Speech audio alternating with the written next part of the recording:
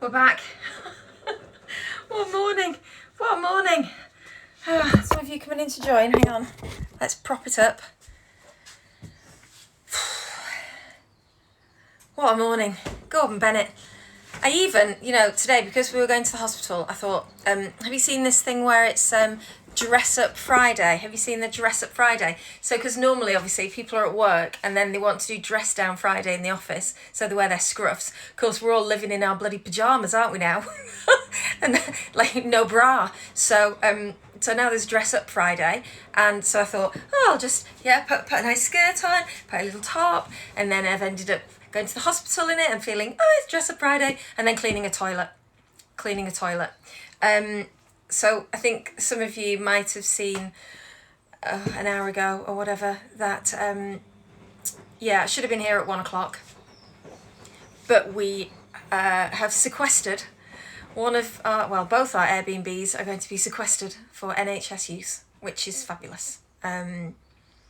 It's like the war, isn't it? You feel like you've got to do your little effort, haven't you? Your little war effort. So now Miss Morges is obviously a hell of a lot better. Hallelujah.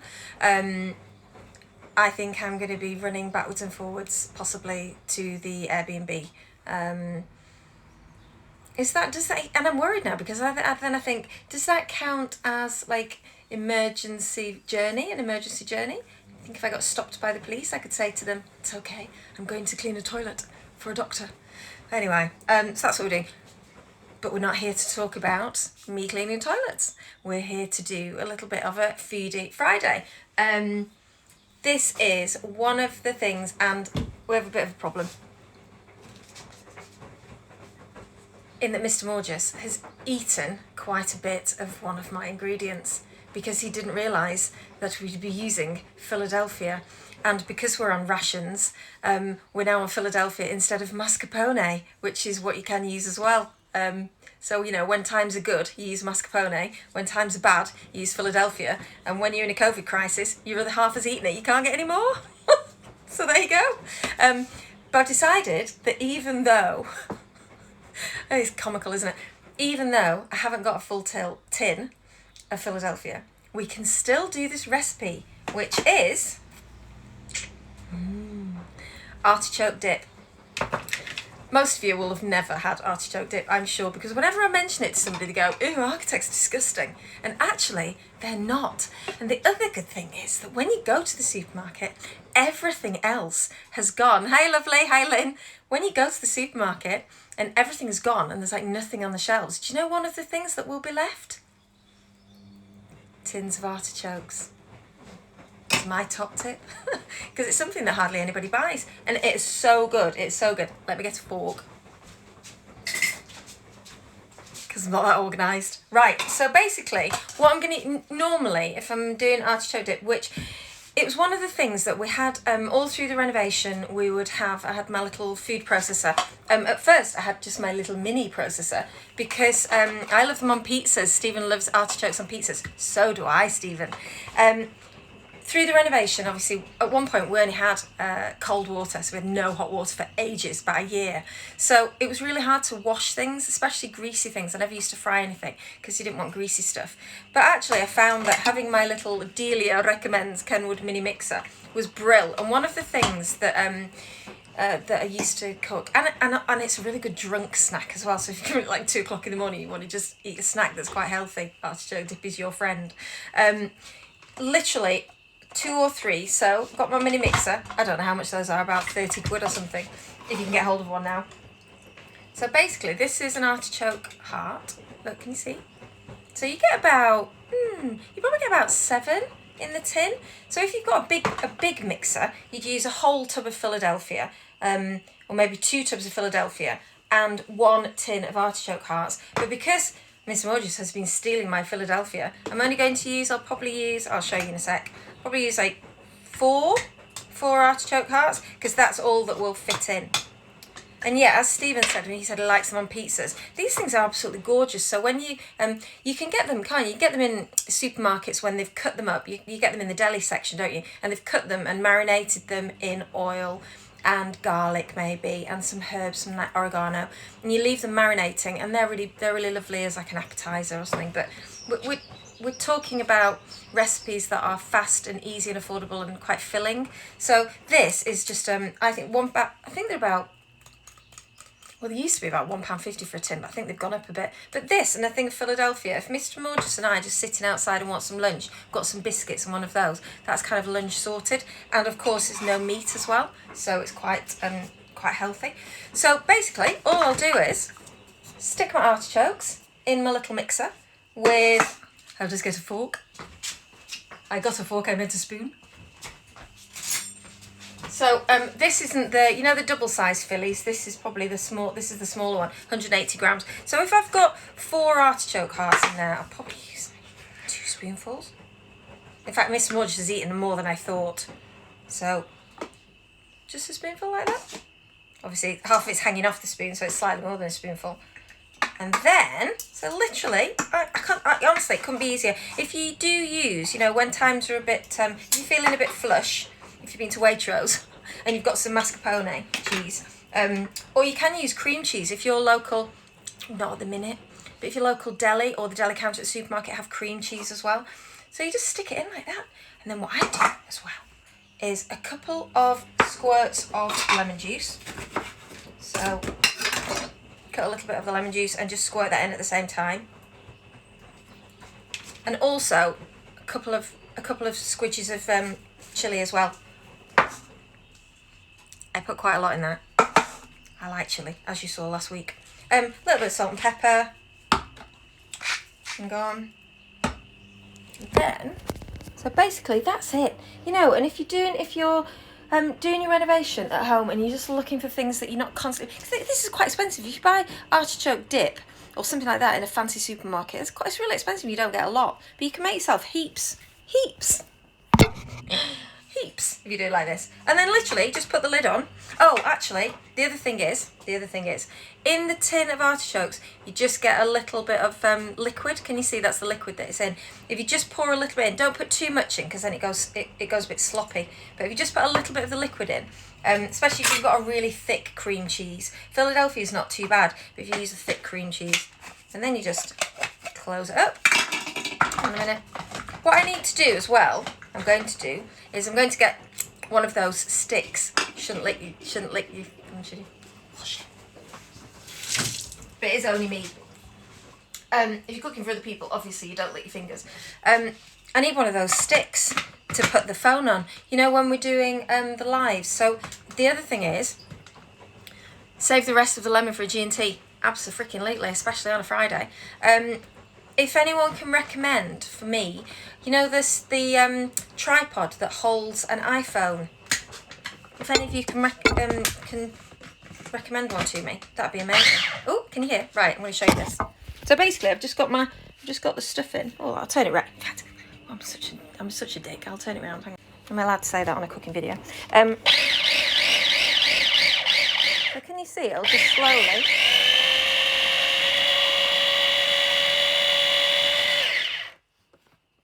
And honestly, that is it. Hi Pauline, are you at work? Have you sneaked into the toilets again so you can watch us? Oh, it's so good. Honestly, I'm not even kidding. That is just one of my go-to staple snack things. And the other thing is, if you have some, I started about 8 different sentences then, didn't I? Hang on. You're at work. Pauline's at work, hiding in the toilets. If you make like a roast chicken, if you do roast chicken, or if you do some chicken breasts and you just pan fry some chicken breasts or done them in the oven, dependent on what you've got at your renovation, whether you've got like a single oven or just a single induction hob. This is the sort of really nice dip to have on the side. So instead of completely stodging out all the time on carbs, if you just have some roast chicken and some vegetables, like I made some last night, I did some roast peppers. So we did roast peppers and it's just got garlic and chopped tomato and a bit of basil in there. Bit of olive oil roasted in the oven. You don't have to sort of fully carb up, don't you? And this is a really, really good sort of side dish. And it's also absolutely brilliant with pitters, or if you haven't got pitters, crisps, Pringles, or the fancy ones, the black pepper kettle chips. Those are really good dips in this as well. So that's it. Do you know? That's it. Very, very easy renovation recipe today.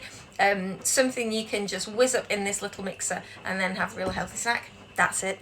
That's what we're doing. So tell me what in fact, hi Norma, how you doing? Tell me what some of you lot are doing on this Friday afternoon. Is it quite a nice Friday where you are? It's beautiful here.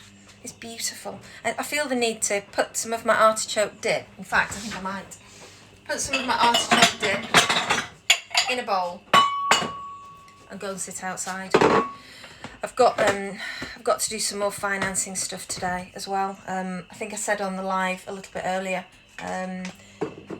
when we were talking that me personally, I think this whole COVID thing, some people are saying it'll be over in a couple of weeks. I don't think it will. I think it's going to go on for a long time, and I think we're going to really suffer the financial consequences.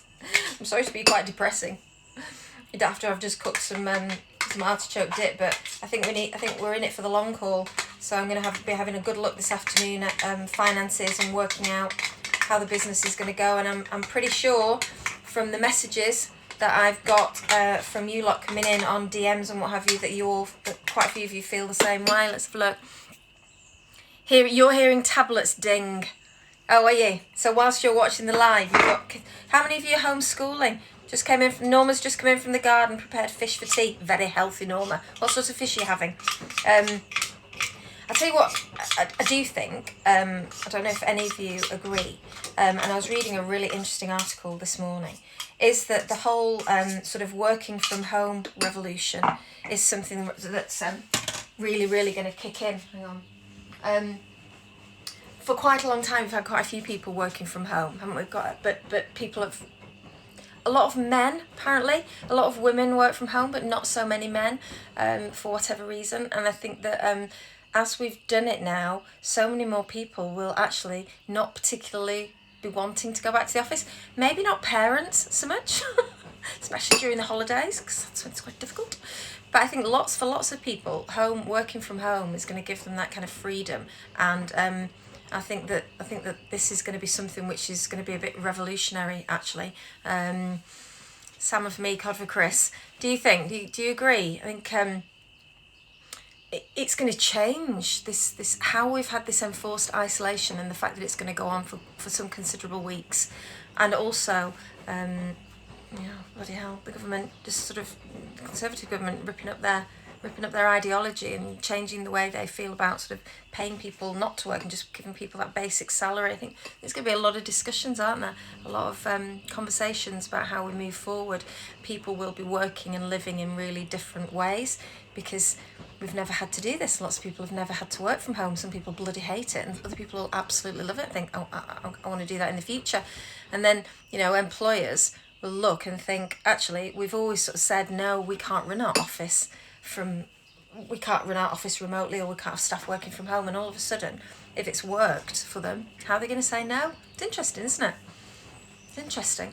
We had this had a discussion with one of my tenants this morning about the fact that cities particularly are sort of geared up to having these huge offices, aren't they, with everybody like automatons sitting in offices.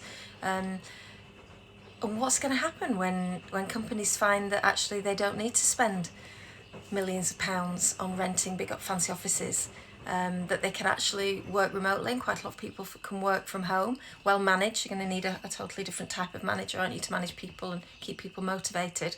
It's really interesting, isn't it? What's going to happen with all that city centre real estate, city centre office space that's been created? We go like ants, don't we, into cities, and all go to work. And then, anyway, God, I'm wittering on, aren't I? What do you think? Defo, it's going to go on for a while. I have 2 jobs. One I can do from home, art. The other I definitely can't. Window cleaning. You can't really do window cleaning from home, can you? Although, are you still doing that? 'Cause it's like social isolation, isn't it? you can go up and clean somebody's window if you ask for water, I suppose. That's getting water is a bit of a funny one. You're both retired. Norma, both retired, usually look after Rudy. See, and that allows Portia to go out to work, I guess, doesn't it? Turn it into housing, Pauline says, or all the office space. It's one of those things, isn't it? Is that what we do? But then here's the question. So if all of the office space which has been created in cities is now no longer needed for office space, and you turn it into housing, all the people that have moved into cities to work in the cities don't need to live in cities anymore. So do you need all that housing in the cities? Interesting, isn't it? I'm allowed to. Oh, you're allowed to. you want to be told to isolate, but you have to go out and clean windows. But it's a public service, cleaning windows, because you're going out and you're like waving at people who are trapped inside. So you should consider yourself like key worker public service, going and cheering people up. If you're near Manchester, you can come and clean my windows. They're bloody filthy, especially at the flats. What else? What are the rest of you doing? Hey-ho. Right, so anyway, I've made you my artichoke dip. We've had a little bit of a waffle, and I'm now going to go and do some work. Tomorrow, I need to speak to this lady today, but tomorrow, I think, got to have the conversation today. South Manchester. Right, I think we have to have a talk. Sorry, I'm just looking back to the conversation about window cleaners. We might have to have a conversation. What was I saying? I've lost my train of thought. Somebody remind me. Oh, tomorrow. I need to speak to Michelle, who's on Bake Off in this last series. And we had a little conversation early in the week to see if she fancied being our Saturday specialist. And I think tomorrow we're going to talk about sort of basic baking recipes. I'm not a baker. I'm not bad. I can do like flapjacks and cookies and tray bakes, what are they called? Those squidgy things. Oh God, my brain, it's just stopped working today. I've been up since about I've been up since 5:30 thinking about like the economy and finances and refinancing. What are they called? Brownies. I can cook brownies, but I thought it'd be really interesting to talk to Michelle about the sort of basics of baking and how bread making, etc. Do you fancy that? Tomorrow afternoon, 1:00? So you're in Cheadle Hulme. Okay, right, brownies, yes, brownies. I'm going to go and I hope some of you try this, because it is honestly truly delicious, and it is one of the last things you'll find on the supermarket shelf because nobody knows what to do with them. And enjoy your Friday afternoon, everybody. Enjoy the sun, and I will see you here tomorrow for some baking.